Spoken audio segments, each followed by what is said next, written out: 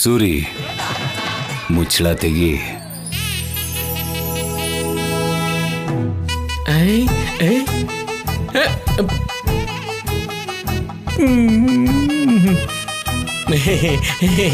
ಪಾನಕ ಪಾನಕ. ಇದು ಕೂಲ್ ಡ್ರಿಂಕಾ? ಅದು ಜೀರಿಗೆ ವಾಟರ್ ಅಮ್ಮ, ದೇಹಕ್ಕೆ ಒಳ್ಳೇದು ಅಂತ ಭಾವನವ್ರ ಫೀಲಿಂಗು. ಫೀಲಿಂಗ್ ಅಲ್ಲಮ್ಮ, ಫೀಲಿಂಗ್ ಅಲ್ಲ, ಅದೇ ಕರೆಕ್ಟು, ಅದೇ ನಿಜ.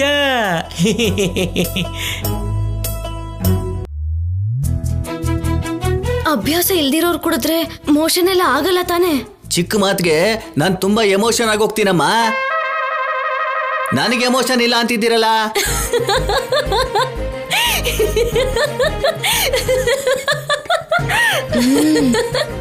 ಆದ್ಯ, ನೀನು ಜಾಸ್ತಿ ನಗ್ಬೇಡ. ಅವ್ರ ಎಮೋಷನ್ ಬಗ್ಗೆ ತಾನೇ ಹೇಳಿದ್ದು. ನೀವು ಹೊರಡಿ. ತಗೋ ಶಿವರಾಜು. ತಪ್ಪು ಮಾತಾಡಿದ್ರೆ ಅಲ್ಲೇ ತಿದ್ದಬೇಕೆ ಹೊರತು ನಗಬಾರ್ದು.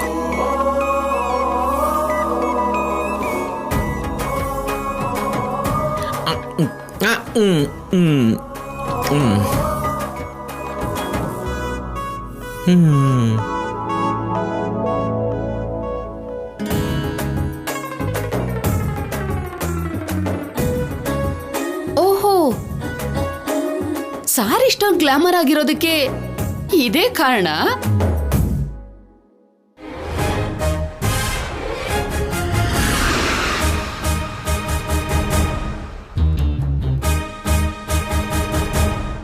ಏನ್ರಿ, ಸಿನಿಮಾ ಮತ್ತೆ ಶುರುವಾಗ್ತಿದೆ, ನಡೀರಿ ಒಳಗೆ ಹೋಗೋಣ. ನಡೀರಿ. ಬಾ ಪದ್ಮ.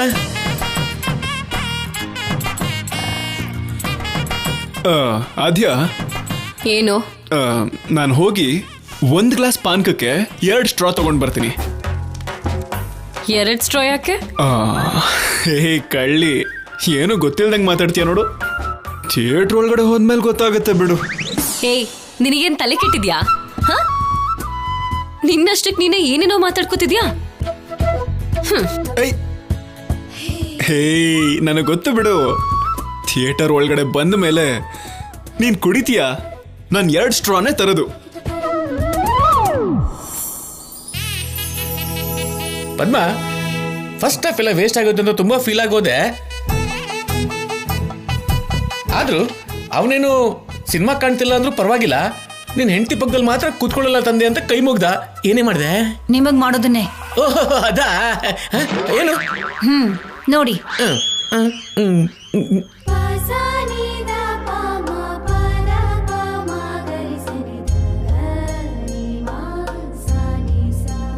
ಹೆಣ್ಣು ಮಕ್ಕಳನ್ನು ರಕ್ಷಿಸಿ, ಹೆಣ್ಣು ಮಕ್ಕಳನ್ನ ಓದಿಸಿ. ಭಾರತ ದೇಶದಲ್ಲಿ ಹಲವಾರು ವರ್ಷಗಳಿಂದ ಸ್ತ್ರೀ ಪುರುಷರ ಸಂಖ್ಯೆ ಮಧ್ಯ ಸಮತೋಲನೆಗೆ ಪೆಟ್ಟು ಬಿದ್ದಿದೆ. ಬಾಲ್ಯ ವಿವಾಹ ಮಾಡಬಾರದು. ಹೆಣ್ಣು ಮಕ್ಕಳಿಗೆ ವಿದ್ಯಾಭ್ಯಾಸ ನೀಡಬೇಕು. ಹೆಣ್ಣು ಮಕ್ಕಳನ್ನ ಓದಿಸಿದ ನಂತರನೇ ಅವರಿಗೆ ಮದುವೆ ಮಾಡಬೇಕು. ಸಮಾಜದಲ್ಲಿರೋ ಪ್ರಜೆಗಳ ಆಲೋಚನೆ ಧೋರಣೆ ಬದಲಾಯಿಸುವ ಉದ್ದೇಶದಿಂದ ಈ ಕಾನೂನನ್ನ ತಯಾರಿ ಮಾಡಿದ್ದಾರೆ. ಪ್ರಚಾರ ಸಾಧನೆಗಳ ಮುಖಾಂತರ ಬಾಲಕಿಯರ ಸಂಖ್ಯೆ ಕಡಿಮೆ ಇರೋ ಜಿಲ್ಲೆಗಳಲ್ಲಿ, ಪಟ್ಟಣಗಳಲ್ಲಿ ಈ ಕಾನೂನಿನ ಬಗ್ಗೆ ಪ್ರಚಾರ ಮಾಡಬೇಕು. ಪಂಚಾಯಿತಿ ಕಾರ್ಯಾಲಯಗಳು, ಸೇವಾ ಸಂಘಗಳಲ್ಲಿರೋ ವ್ಯಕ್ತಿಗಳು ಎಲ್ಲಾ ವರ್ಗದ ಪ್ರಜೆಗಳ ಸಹಾಯದಿಂದ ದೇಶದಲ್ಲಿ ಹೆಣ್ಣು ಮಕ್ಕಳಿಗೆ ಸುರಕ್ಷಿತವಾದ ಹಾಗೂ ಅನುಕೂಲವಾದ ವಾತಾವರಣವನ್ನು ಕಲ್ಪಿಸಬೇಕು. ಹೆಣ್ಣು ಮಕ್ಕಳು ಉನ್ನತ ಅಧ್ಯಯನ ಮಾಡಿ ಬೆಳೆಯೋ ಹಾಗೆ ಪ್ರೋತ್ಸಾಹಿಸಬೇಕು. ಒಂದು ಕಾಲದಲ್ಲಿ ನನ್ನಂತ ಹೆಣ್ಣನ್ನ ಓದಿಸ್ತಾನೆ ಇರ್ಲಿಲ್ಲ. ಆದ್ರೆ ಕೆಲವು ವರ್ಷಗಳಿಂದ ಆಗ್ತಾ ಇರೋ ಬದಲಾವಣೆನ ನಾನು ನೋಡ್ತಾ ಇದ್ದೀನಿ. ನಿನ್ ಕೈಯಲ್ಲಿ ಯಾವ ಕೆಲ್ಸನೂ ಆಗಲ್ಲ ಅಂದವರು ನನ್ನನ್ನ ಓದಿನಿಂದ ದೂರ ಮಾಡಕ್ಕಾಗಿಲ್ಲ. ಈಗ ನಾನು ಓದ್ತಾ ಇದ್ದೀನಿ. ತಾರತಮ್ಯ ಅನ್ನೋ ಕತ್ತಲೆನ ವಿದ್ಯೆ ಅನ್ನೋ ದೀಪನೇ ಓಡ್ಸೋಕಾಗೋದು. ಈ ದೇಶದ ಹೆಣ್ಣು ಮಕ್ಕಳನ್ನ ತಾರತಮ್ಯದಿಂದ ದೂರ ಮಾಡೋಕಾಗೋದು ವಿದ್ಯೆ ಮಾತ್ರನೇ.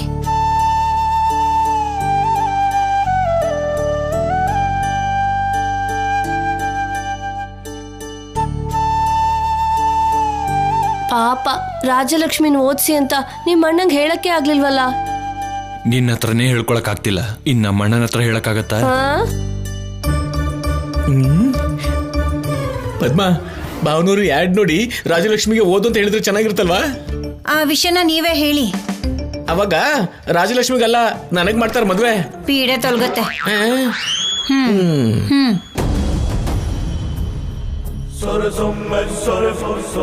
ಈ ಆಡ್ ತುಂಬಾ ಚೆನ್ನಾಗಿದೆ ಅಲ್ವಾ? ಹೆಣ್ಮಕ್ಳಿಗೆ ಓದು ಎಷ್ಟು ಮುಖ್ಯ ಅನ್ನೋದನ್ನ ತುಂಬಾ ಚೆನ್ನಾಗಿ ತೋರಿಸಿದ್ದಾರೆ.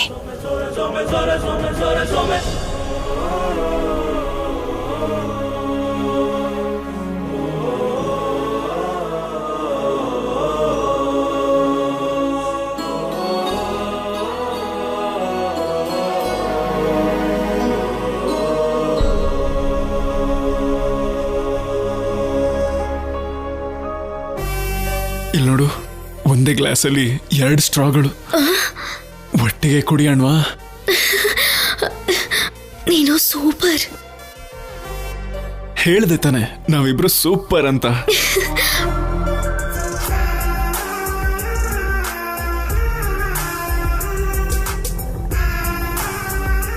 ತಗೋತೀನಿ, ಚೆನ್ನಾಗಿದೆ.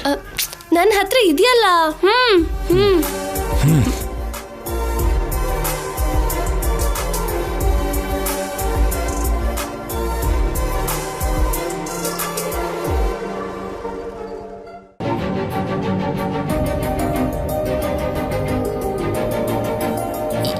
ಏನ್ರಿ ಅದು? ಪಾನ್ಕನ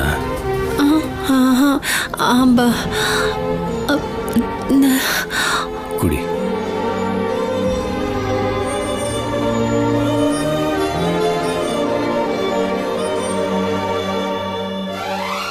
ನೋಡ್ದ ಪಾರ್ವತಿ, ಅತ್ತಿಗೆ ಕೈಗೆ ಗಾಯ ಆಗಿದೆ ಅಂತ ಅಣ್ಣನೇ ಕುಡಿಸ್ತಾ ಇದ್ದಾರೆ. ಗಾಯ ಆದಾಗ ನಾನು ಕೂಡ ಕುಡಿಸ್ತೀನಿ. ಮೊದಲು ಸಿನಿಮಾ ನೋಡಿ. ನಿನಗ್ ಬರೀ ಸಿನಿಮಾನೇ ಮುಖ್ಯ, ನಾನಲ್ಲ. ನೋಡ್ಕೊ.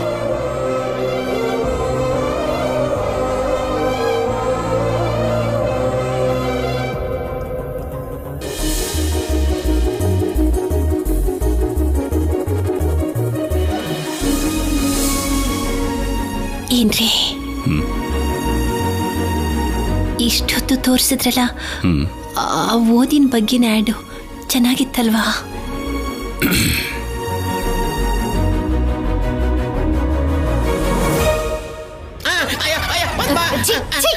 ನೋಡ್ರಿ,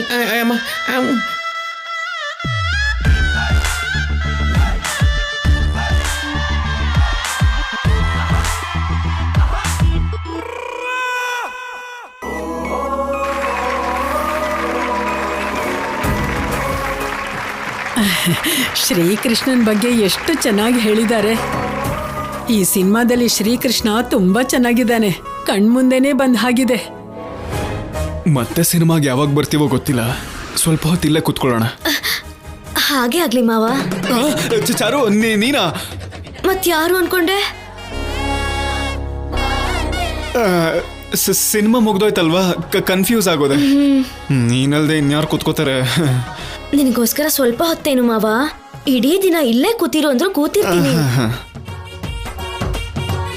ನೀನ್ ಕುತ್ಕೊಳ್ತೀನಿ ಅಂದ್ರು ಇಲ್ಲಿ ಯಾರು ಕುತ್ಕೊಳಕ್ ಬಿಡಲ್ಲ. ಬಾ ಹೋಗೋಣ. ಲೋ, ಎಲ್ರೂ ಹೋಗ್ಬಿಟ್ಟಿದ್ದಾರೆ. ನೀನ್ ಇಲ್ಲೇ ಕೂತಿದ್ಯಲ್ಲ, ನಡೀರಿ ಹೋಗೋಣ. ರಾಜಲಕ್ಷ್ಮಿ ಬಾ.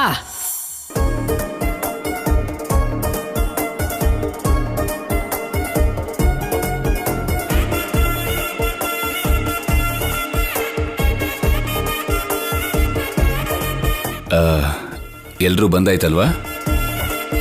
ಹೊರಡೋಣ. ನಡ್ರಿ. Rajaram,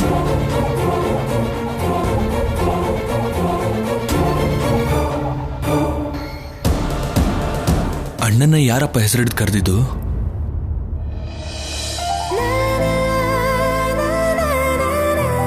excuse me.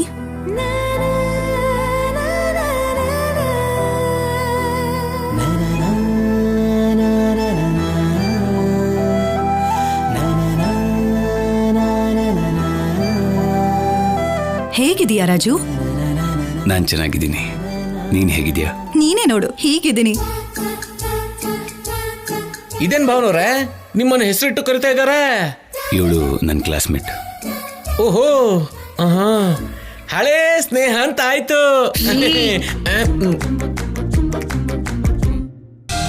ಇವಳ ಹೆಸರು ಮಧುಮತಿ ಅಂತ. ಕ್ಲಾಸಲ್ಲಿ ಎಲ್ರಿಗಿಂತ ಇವಳೇ ಚೆನ್ನಾಗಿ ಓದ್ತಿದ್ಲು. ಫಸ್ಟ್ ಕ್ಲಾಸಲ್ಲಿ ಪಾಸ್ ಆಗಿದ್ದು.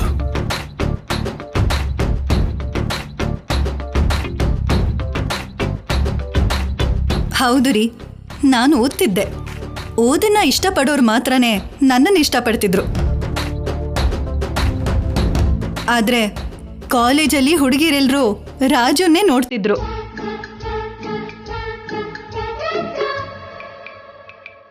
ಅಲ್ಲಿಗೂ ಸುಮ್ಮನಾಗ್ತಿರ್ಲಿಲ್ಲ. ರಾಜು ಹಾಗಿರ್ತಾನೆ, ರಾಜು ಹೀಗಿರ್ತಾನೆ ಅಂತ ಎಲ್ರೂ ಕಾಮೆಂಟ್ ಮಾಡ್ತಿದ್ರು. ರಾಜುನ ಎಲ್ರೂ ಹುಚ್ಚರಾಗಿ ಪ್ರೀತಿಸ್ತಿದ್ರು. ಮತ್ತೆ ನೀವಮ್ಮ? ನನಗೆ ಅವನ ಜೊತೆ ಇರೋ ಸ್ನೇಹ ಪ್ರೀತಿ ಅಂತ ಅನ್ನಲ್ಲ, ಆದ್ರೆ ಅದಕ್ಕಿಂತ ಹೆಚ್ಚೆ. ಓಹೋ, ನಾನು ಅವನನ್ನ ಪ್ರೀತಿಯಿಂದ ನೋಡ್ತಿದ್ದೆ. ಒಬ್ಬ ಸ್ನೇಹಿತ ಆಗಿ ನನಗೆ ತುಂಬಾ ವಿಷಯಗಳನ್ನ ಅವನು ಹೇಳ್ತಿದ್ದ.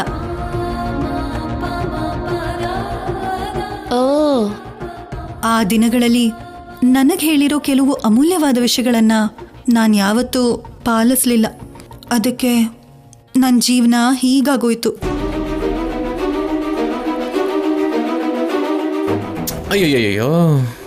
ಮಧು, ಸಾಕ್ ನಿಲ್ಸು. ನಿನ್ ಬಗ್ಗೆ ವಿಷಯ ಕೇಳ್ಪಟ್ಟೆ. ಈಗ ಅದೆಲ್ಲ ಯಾಕೆ ಸುಮ್ಮನೆ? ಹೇಳ್ಬೇಕು ರಾಜು. ಸರಿಯಾದ ಸಮಯದಲ್ಲಿ ಸರಿಯಾದ ನಿರ್ಧಾರ ತಗೊಳ್ಳಿಲ್ಲ ಅಂದ್ರೆ ಜೀವನಗಳು ನಾಶ ಆಗೋಗುತ್ತೆ. ಅದಕ್ಕೆ ನಾನೇ ಉದಾಹರಣೆ. ನನಗಾಗಿರೋ ನಷ್ಟ ಇನ್ನೊಂದು ಹೆಣ್ಣಿಗಾಗಬಾರ್ದು. ಏನಾಯ್ತಮ್ಮ? ಯಾವಾಗ್ಲೂ ಓದು ಓದು ಅಂತ ಅದೇ ಗುಂಗಲ್ಲಿರ್ತಿದ್ದೆ. ನನಗೆ 28 ವರ್ಷ ಆಗಿತ್ತು. ರಾಜು ಫ್ರೆಂಡ್ ಕೃಷ್ಣ ನನ್ನನ್ನು ಪ್ರೀತಿಸ್ತಿದ್ದ. ಆ ಸಮಯದಲ್ಲಿ ಹೈಯರ್ ಎಜುಕೇಶನ್ಗೋಸ್ಕರ ನಾನು ಮದ್ವೆಗೆ ಒಪ್ಕೊಳ್ಳಿಲ್ಲ. ಆಗ್ಲೂ ರಾಜು ನನಗೆ ತುಂಬಾ ಸಲ ಹೇಳ್ದ, ಆ ವಯಸ್ಸಿನ ಕಾರ್ಯ ಅದೇ ವಯಸ್ಸಲ್ಲಿ ಆಗ್ಬೇಕು, ಇವಾಗ ಮದ್ವೆ ಮಾಡ್ಕೋ, ಇಲ್ಲಾಂದ್ರೆ ನೀನ್ ಜೀವನದಲ್ಲಿ ಕಷ್ಟ ಪಡ್ಬೇಕಾಗಿ ಬರುತ್ತೆ ಅಂತ ಹೇಳ್ದ. ಆವಾಗ ನನ್ನ ಮನಸ್ಸಿಗೆ ಆ ಮಾತು ಅರ್ಥ ಆಗ್ಲಿಲ್ಲ. ಫಾರಿನಿಗೆ ಹೋದೆ.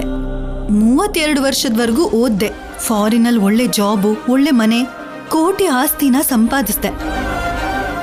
ಎಲ್ಲ ಇದೆ, ಆದ್ರೆ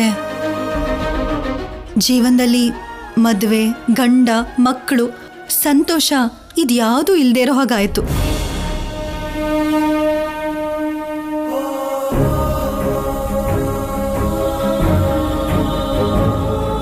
ನೀನ್ ಹೇಳಿದ್ದು ಕರೆಕ್ಟು ರಾಜು. ಹೆಣ್ಮಕ್ಳಿಗೆ ಓದು ಅಗತ್ಯ, ಅದಕ್ಕಿಂತ ಮದುವೆ ಕೂಡ ತುಂಬಾ ಅಗತ್ಯ.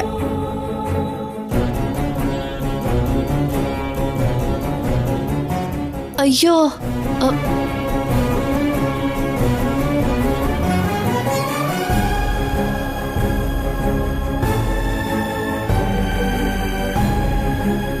ಓ, ನನ್ನ ಮಾತಿಂದ ನಿಮಗ್ ತೊಂದರೆ ಆಯ್ತು ಅನ್ಸುತ್ತೆ, ಕ್ಷಮಿಸಿ.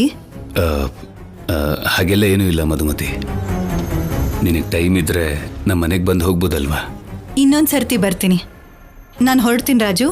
ಬಾಯ್ ರಾಜು.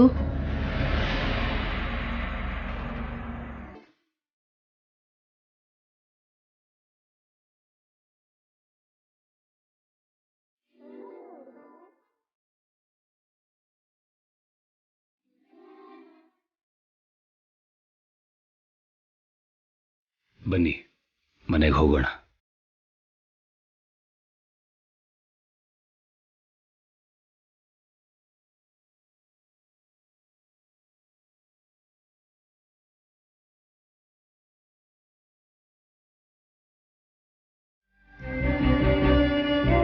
ಏನೇ ಹೇಳು, ಒಳ್ಳೆ ಸಿನಿಮಾಗೆ ಕರ್ಕೊಂಡು ಹೋಗಿದ್ದೆ. ಹೌದು ಭಾವನವ್ರೆ, ಈಗಲೂ ಭಕ್ತಿ ಸಿನಿಮಾಗಳು ಬರುತ್ತೆ ಅಂತ ಅನ್ಕೊಂಡಿರ್ಲಿಲ್ಲ.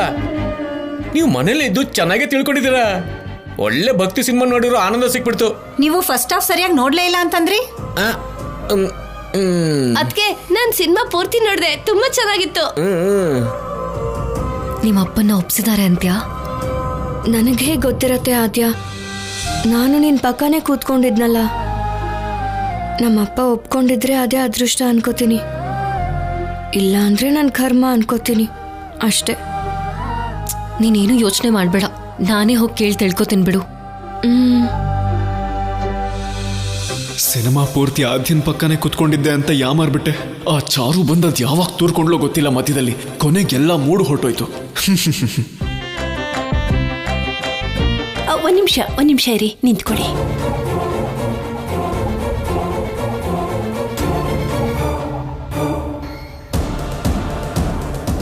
ಏನಾಯ್ತು ಜಾನಕಿ? ಅಲ್ಲಿ ಎಲ್ರ ಕಣ್ಣು ನಮ್ಮ ಯಜಮಾನ್ರ ಮೇಲೇನೆ ಇತ್ತು. ದೃಷ್ಟಿ ತೆಗಿಬೇಕತ್ತೆ.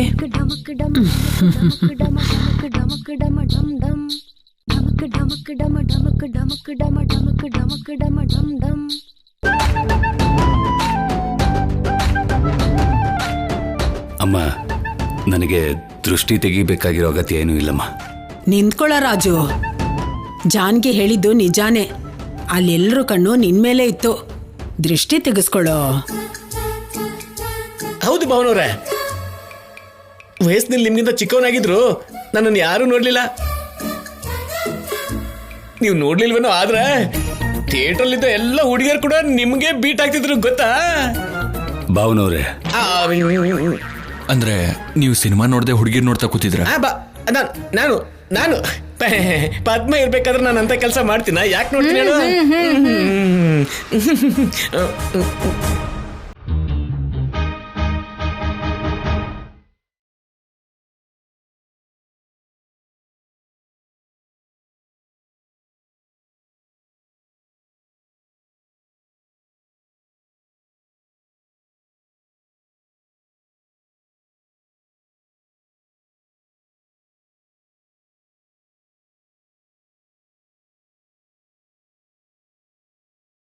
ಅಕ್ಕ, ಭಾವನವ್ರು ಸೈಲೆಂಟ್ ಆಗಿದ್ದಾರೆ ಅಂದ್ರೆ ದೃಷ್ಟಿ ತೆಗಿ ಅಂತಾನೆ ಅರ್ಥ ಅಲ್ವಾ? ತೆಗಿರಿ.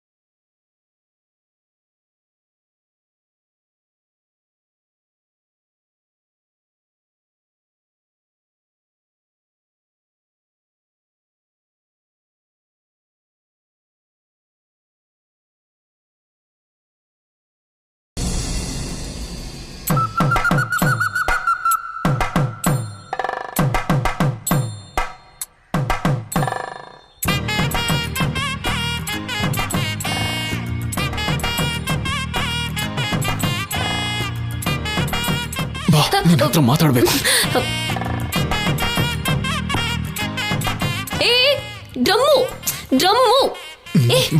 ಡ್ರಮ್ಮು ಏನ್ ಮಾಡ್ತಿದ್ಯಾ? ಏನು ಮಾಡಿಲ್ವಲ್ಲ.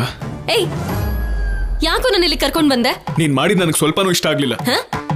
ನಿನಗ್ ತಲೆ ಕೆಟ್ಟಿದ್ಯಾ? ಏನ್ ಮಾತಾಡ್ತಿದ್ಯಾ ಅಂತ ಅರ್ಥ ಆಗ್ತಿದ್ಯಾ? ಈ ಪ್ರಶ್ನೆನ ನಾನ್ ಕೇಳ್ಬೇಕು. ಅಷ್ಟಕ್ಕೂ ನಿನ್ ಪ್ರಾಬ್ಲಮ್ ಏನು?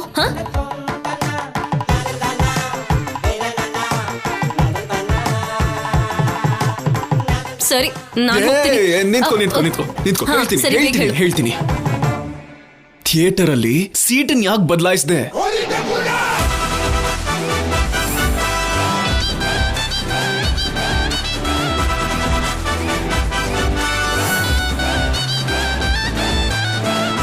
ಓಹ್, ಅದಕ್ಕಿಷ್ಟೊಂದು ಸೀನ್ ಕ್ರಿಯೇಟ್ ಮಾಡ್ತಿದ್ಯಾ? ನಾನು ನಿನ್ ಬಗ್ಗೆ ಯೋಚನೆ ಮಾಡಿದೆ. ಆ ಪಪ್ಪು ಚಾರು ನಾನ್ ಮದ್ವೆ ಮಾಡ್ಕೋಬೇಕಿರೋ ಗಂಡನ್ ಪಕ್ಕದಲ್ಲೇ ಕೂತ್ಕೋಬೇಕು ಅಂದ್ಲು. ಡ್ರಮ್ಮು ಪಪ್ಪು ಪಕ್ಕದಲ್ಲೇ ಕೂತ್ಕೊಂಡಿದ್ರೆ ಕಾಂಬಿನೇಷನ್ ಚೆನ್ನಾಗಿರುತ್ತೆ ಅಂತ ಸೀಟ್ನ ಬಿಟ್ಕೊಟ್ಟೆ. ನೀನ್ ಅನ್ಕೊಂಡು ಚಾರು ಜೊತೆ ಎಲ್ಲ ಮಾಡ್ಬಿಟ್ಟೆ. ಏನು? ಏನಿಲ್ಲ. ಚಾರುನ ನನ್ನ ಪಕ್ಕದಲ್ಲಿ ಕೂರ್ಸಿದಕ್ಕೆ ಥ್ಯಾಂಕ್ಸ್ ಹೇಳ್ತಿದ್ದೀನಿ. ನೀನ್ ಇಷ್ಟೊಂದು ಕರುಣಾಮಯಿ ಅಂತ ನನಗೆ ಗೊತ್ತೇ ಇರಲಿಲ್ಲ. It's okay, no problem. ಇಂಥ ಫೇವರ್ಸ್ ಯಾವಾಗ ಬೇಕಿದ್ರು ಕೇಳು, ನಾನು ಖುಷಿಯಿಂದ ಮಾಡ್ತೀನಿ. ಥ್ಯಾಂಕ್ಸ್. ವೆಲ್ಕಮ್.